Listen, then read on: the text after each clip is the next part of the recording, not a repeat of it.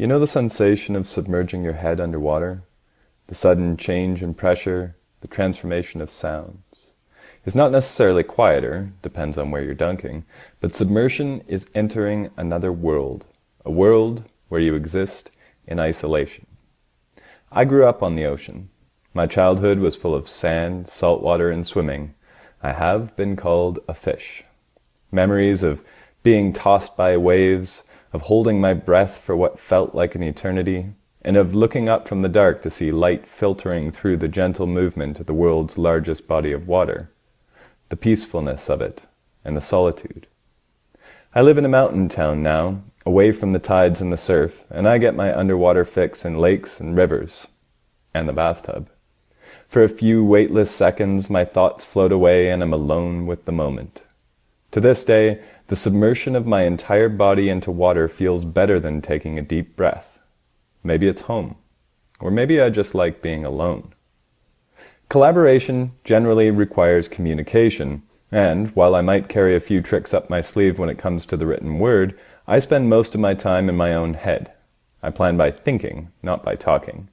I'm not totally useless when it comes to teamwork, and I do love a good brainstorming session, but I generally fly solo, and I'm okay with that.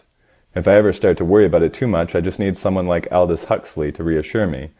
The more powerful and original a mind, the more it will incline towards the religion of solitude. Thanks, Hux. I feel much better now. But it makes me curious. What drives this craving for aloneness? Is it the same thing that urges me to seek out interactions with like-minded humans from time to time? A need, in other words? Or could it, in the context of collaboration on projects and such, be fear? Working with others often means giving up control and surrendering yourself to the end product.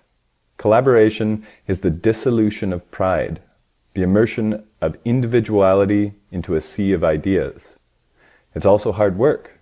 Coordination of multiple individuals, as anyone who has had to wrangle busy folks together for a meeting knows, can be a pain in the ass. There's a lot of freedom in isolation, but it's, well, isolating.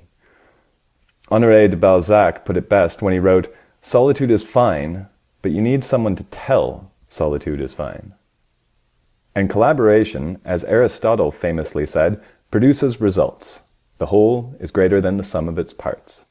When people come together and share ideas, good things happen.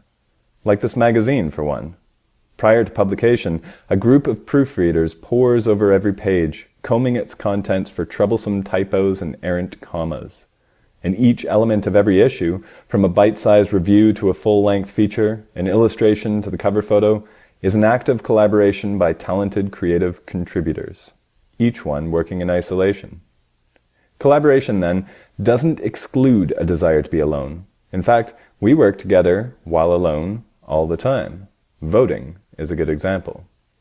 So let's do it. Let's work together and make something bigger and better than I can do on my own.